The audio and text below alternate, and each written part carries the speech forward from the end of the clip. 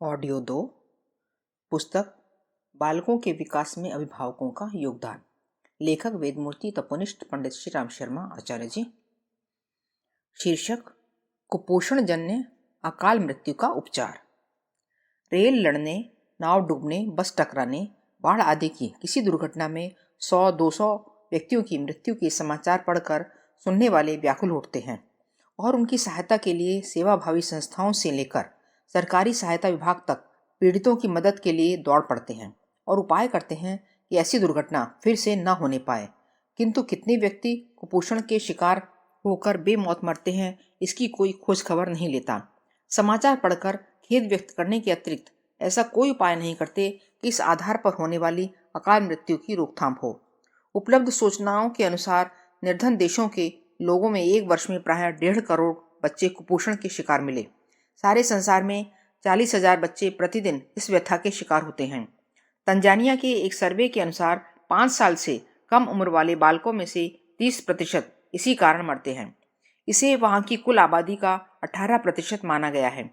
किसी महामारी से 18% आबादी हर साल मौत के मुंह में जाने लगे तो उस देश को रहने के अयोग्य माना जाएगा और उसे छोड़ने की भगदड़ मचेगी। किंतु बच्चे हैं जिनका मूल्य नहीं समझा जाता और चूंकि वे कमाऊ नहीं होते, इसीलिए उनकी मौत पर ध्यान नहीं दिया जाता।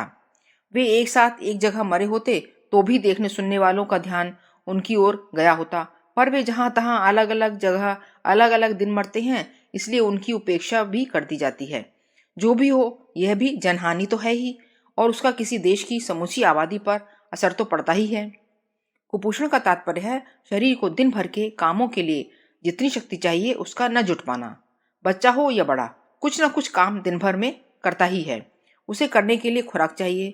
खुराक का तात्पर्य पेट भरने वाले कूड़े कचरे से नहीं, वरन उस पुष्टाई से है जो शरीर के उन सब कामों के लिए आवश्यक पोषण प्रदान करे। इतना ही नहीं, बच्चे तेजी से बढ़ते भी हैं, उस बढ़ोतरी के लिए भी आवश्यक पोषण चाहिए। यह ठीक तरह जुटता रहे तो शरीर में फुर्ती और सुंदरता, कोमलता, निरोगता बनी रहती है। कमी पड़ने पर बच्चों के शरीर की वृद्धि रुक सकती है और जवानों को बहुत जल्दी थकान आती है। इस थकान का सिलसिला लगातार जारी रहे तो वह आवश्यकता शरीर के रक्त, मांस, हड्डियां आदि को चूसकर पूरी होती है। ऐसी दशा में दुर्बलता जन्य कई बीमारियां उठ खड़ी होती हैं। अंग टेढ़े हो जाते हैं। आयु के हिसाब से शक्ति का कोष पूरा न होने से अपच जन्य कई प्रकार की बीमारियां खड़ी होती हैं।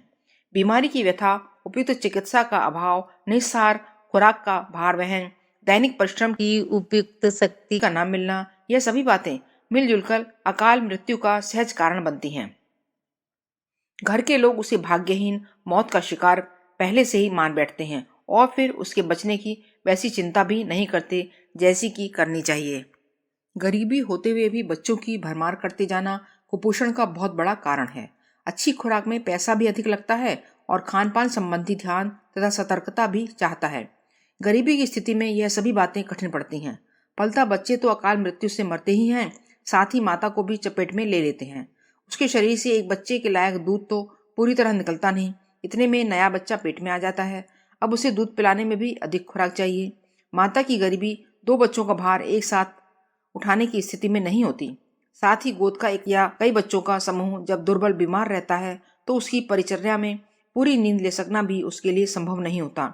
इस प्रकार बच्चे ही नहीं, माता भी इस कुचक्र में फंसकर बीमार दुर्बल रहने लगती है और अनाथ बच्चों को बिलखता छोड़कर परलोक चली जाती है। स्पष्ट है कि पिता काम धंधा करते हुए इन छोटे बच्चों का लालन पालन करने में समर्थ नहीं होता। फलतः पूरे परिवार की दुर्गति होती है। पेट भरकर खुराक मिलना ही पर्याप्त नहीं है। जो खाया गया है वह पौष्टिक भी होना चाहिए। पेट न भरने का नाम ही भुखमरी नहीं है, वरन जो खाया गया है उसमें जीवन तत्वों का अभाव भी भुखमरी है। इस कसौटी पर कसने पर हम में से अधिकांश व्यक्ति भुखमरी के शिकार माने जा सकते हैं। ऐसे लोग अपने हिस्से का काम पूरा कर सकेंगे, इसकी आशा नहीं की जा सकती। जिस शरीर को मेहनत तो करनी पड़े पर उसको उपयुक्त पोषण न मिले तो वह दुर्बलता, बीमारी और अकाल मृत्यु से ग्रस्त होगा ही। अच्छा हो दरिद्र परिवार कम बच्चे उत्पन्न करें, एक से दूसरे को जन्म देने के बीच 4-5 वर्ष का फासला रखें ताकि माता उन्हें उपयुक्त खुराक दे सकें और साथ संभाल कर सकें। बच्चों को उतना ही खाना दिया जाए जितना वे हजम कर सकें। खेलने आदि की सुविधा न होने पर वे कुछ न कुछ खाते रहने की आदत डाल लेते हैं। पेट की क्षमता से अधिक खाया हुआ भोजन अपच उत्पन्न करता है। पतले दस्त होने लगते हैं। बदहजमी और भी कई प्रकार की बीमारियां उत्पन्न करती हैं। इस प्रकार कम भोजन करना ही नहीं, जरूरत से ज्यादा खाना भी जान का ग्राहक बनता है। पौष्टिक भोजन में संतुलित भोजन चाहिए। फल, मेवे, दूध, तरकारी, ये सभी वस्तुएं संतुलित भोजन बनाती हैं। पर यदि दरिद्रता के कारण वे महंगी चीजें खरीदना न बन पड़े तो हरी तरकारियां उबालकर देने से भी काम चल सकता है। दूध की आवश्यकता तिल या मूंगफली को पानी में पीसकर पूरी की जा सकती है। सस्ते शाक भाजी गरीब भी खरीद सकते हैं। घर के आसपास थोड़ी खाली जगह आम लोगों के पास होती है। थोड़ी मेहनत की जाए और सावधानी बरती जाए तो उतनी फालतू जगह में शाक भाजी बोए उगाए जा सकते हैं।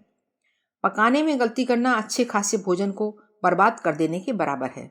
जितना भुना तला जाएगा उतना ही आहार निःसत्व होता जाएगा।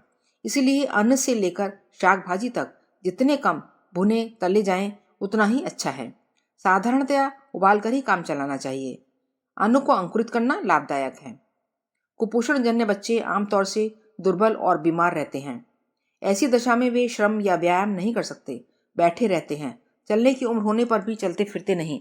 ऐसी दशा में तेल मालिश से उसकी पूर्ति करनी चाहिए। बच्चों की मालिश इतने हल्के हाथ से करनी चाहिए कि शरीर के सभी अंग अवयवों पर उचित दबाव पड़े। शिशु पोषण एक बड़ी कला है। अभिभावकों को उसे ठीक प्रकार जानना चाहिए।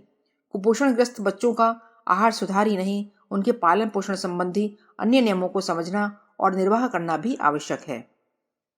शीर्षक: बाल स्वास्थ्य पर समुचित ध्यान दिया जाए। लखनऊ में एक राष्ट्रीय संगोष्ठी आयोजित की गई जिसका विषय था बच्चों और महिलाओं में पोषण की समस्या। देश भर के लगभग 200 विद्वानों, चिकित्सा शास्त्रियों तथा वैज्ञानिकों ने इसमें भाग लिया। पुणे के प्रोफेसर M.R. चक्रवर्ती ने अपनी रिपोर्ट में बताया कि भारत में जन्म लेने वाले 1/3 बच्चों का वजन कम होता है। विकसित राष्ट्रों की तुलना में यहाँ के बच्चों की मृत्यु दर भी 10 गुना अधिक होती है। देहातों में बालकों की मृत्यु दर 135 तथा शहरों में 85 प्रति हजार की आंकी गई है। इसका मुख्य कारण उन्होंने कुपोषण को ही बताया है। प्रोफेसर चक्रवर्ती ने 27,000 आदिवासियों के स्वास्थ्य की जांच पड़ताल करने के उपरांत बताया कि 3 वर्ष से कम उम्र के 40% बच्चों में प्रोटीन की विशेष कमी थी। इनमें से 20% रक्ताल्पता अर्थात एनीमिक के शिकार होते देखे गए। 40% बच्चे तो ऐसे निकले जिन्हें विटामिन ए की भरपूर मात्रा उपलब्ध नहीं हो पाती। निरंतर रुग्णता में बने रहने वाले बच्चे 8% थे। संक्रामक रोग के फैलने का मुख्य कारण स्वच्छ पेयजल की अनुपलब्धता भी है। देश की कुल जनसंख्या का 40% भाग बच्चों का है। अतः राष्ट्र में स्वस्थ नागरिक पैदा करने के लिए इस समस्या का समाधान खोजना ही होगा। शरीर में तेजी से बढ़ रही रक्ताल्पता के दुष्परिणामों को ध्यान में रखते हुए राष्ट्रीय पोषाहार संस्थान के विशेषज्ञों ने इस बात पर बल दिया है कि आहार में लौह युक्त नमक का इस्तेमाल किया जाए। भारत में 50% गर्भवती महिलाएं और 40% बच्चे रक्ताल्पता के पूरी तरह शिकार बन चुके हैं।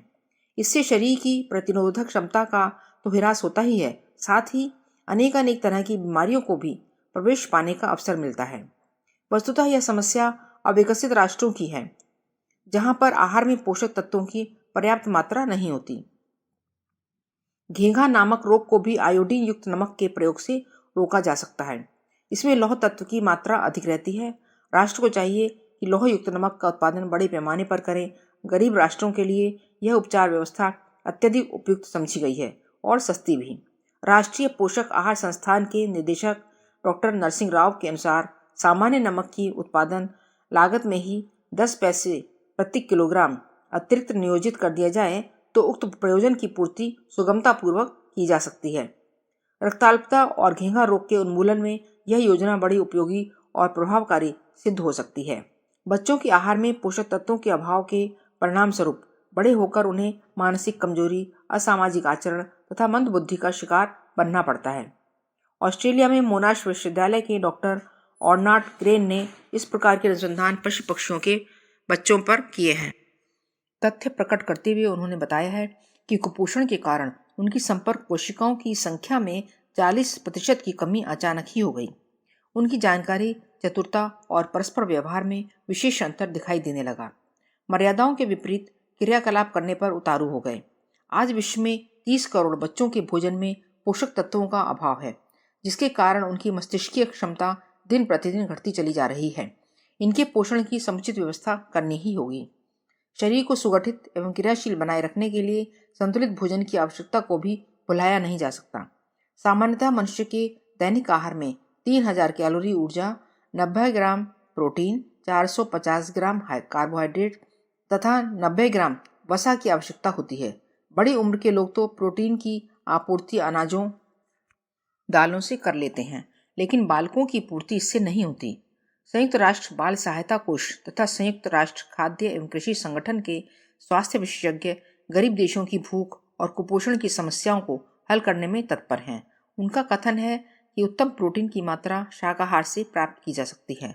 मूंगफली, बिनौला तथा सोयाबीन जैसी तिलहनों में सायमीन नामक अमीनो अम्ल की मात्रा विद्यमान रहती है।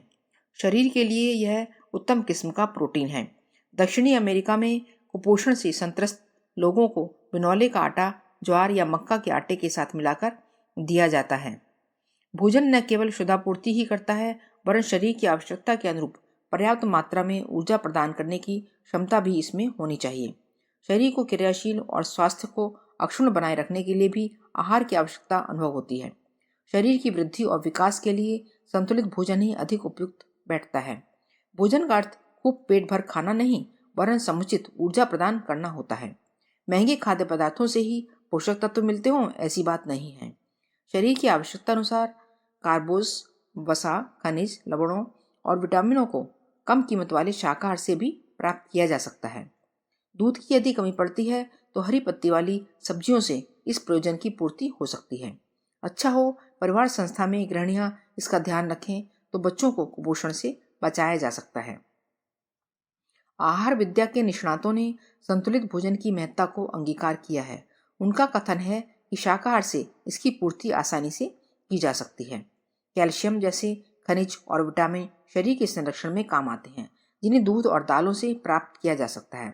फलाहार, पालक, पत्ता गोभी तथा हरे पत्ते वाली सब्जियों में लोहा और कैल्शियम प्रचुर मात्रा में पाया जाता है, जो अस्थि और रुधिर में मजबूती पैदा करता है। शरीर की रोग निरोधक क्षमता को बढ़ाने के लिए इनमें विटामिन ए तथा बी भी विद्यमान रहते हैं। गेहूं, चावल, मक्का तथा आलू से कार्बोहाइड्रेट की मात्रा प्राप्त करके शरीर की ऊर्जा भंडार में प्रत्याशित वृद्धि की जा सकती है। वसा के लिए घी और तिलहनों को खाद्य पदार्थों में सम्मिलित किया जा सकता है। बच्चों के अभिभावकों को पोषण की कला से भलीभांति परिचित होना चाहिए। दरिद्र परिवार अत्यधिक संतान उत्पादन के अनावश्यक भार से बचे रहें तो अच्छा है। एक बच्चे से दूसरे बच्चे को जन्म देने के मध्य कम से कम 5 वर्ष का अंतर रखें। उन्हें संतुलित आहार के साथ साथ पालन पोषण के अन्य नियमों की जानकारी भी कराते रहें। हर समय खाते रहने की आदत पर अंकुश लगाना चाहिए। नित्य प्रति व्यायाम करने की आदत बच्चे में विकसित करें। समय समय पर मालिश करते रहने से भी बच्चे के अंग अवयवों को क्रियाशील बनाया जा सकता है। शीर्षक: दुखदायी बाल मृत्यु, अकाल मृत्यु। यूनिसेफ सर्वेक्षण की रिपोर्ट के अनुसार संसार में प्रति सप्ताह 5 वर्ष से कम आयु के बच्चे 2,80,000 की संख्या में मर जाते हैं। अकेले भारत में प्रति सप्ताह 37,000 बच्चे मरते हैं। प्रति वर्ष संसार में 1,40,00,000 बच्चे ऐसे मरते हैं जिनकी यदि उचित चिकित्सा और परिचर्या संभव हुई होती तो उन्हें मरने से बचाया जा सकता था। संसार में प्रति घंटे 5 बच्चे अंधे हो जाते हैं। इसी प्रकार अन्य कारणों से अपंग हो जाने वाले बच्चों की संख्या प्रति घंटा 20 है। मरने वालों में 1 वर्ष से कम आयु के बच्चों की संख्या सबसे अधिक है। इससे आगे जी सकने के पश्चात ही यह आशा बनती है कि वे कदाचित बचपन में आने वाली मौत और अपंगता से जूझ सकें। न केवल बाल मृत्यु हुई वरन उनकी उत्पत्ति भी अपने देश में बढ़ी चढ़ी है। जिन देशों के पास भूमि पर्याप्त है और जिनमें कृषि क्षेत्र बढ़ाने, आवास के लिए, नए मकान बनाने के लिए स्थान है, वे तो किसी प्रकार बढ़ती आबादी का भार वहन कर भी सकते हैं। पर अपना देश अब इतना घिच-पिच हो चुका है, इसमें अधिक जनसंख्या ठूंसे जाने और उनके लिए आहार, निवास, शिक्षा, चिकित्सा आदि की साधन जुटाने की अतिरिक्त व्यवस्था नहीं बन सकती। गुंजाइश न होने पर ठूस ठूस कर करने का परिणाम फटना ही हो सकता है। बोरी में सीमा से अधिक वस्तुएं भरी जाएं तो उस दबाव का परिणाम फटने के रूप में ही सामने आ सकता है। बढ़ी हुई जनसंख्या यदि अपने लिए आवश्यक साधन उपलब्ध न कर सकेगी, जीवन यापन के साधनों से वंचित रहेगी, तो उसे कुपोषण का शिकार रहना ही पड़ेगा। जीवनी शक्ति की न्यूनता रहने से ऋतु प्रभाव या घिसपिच जन्य गंदगी के कारण रोगों का शिकार बनना पड़ेगा। विस्तार के अनुरूप व्यवस्था जुटाने के लिए नए साधन खड़े करने की जरूरत पड़ेगी। इस हेतु नए कर लगाने पड़ते हैं। इससे महंगाई भी बढ़ती है और गरीबी भी। इस दयनीय स्थिति में हर स्तर का पिछड़ापन ही बढ़ सकता है। पिछड़े हुए नागरिकों की संख्या किसी देश की प्रगति में सहायक नहीं होती, वरन समस्याएं एवं कठिनाइयां ही बढ़ती हैं।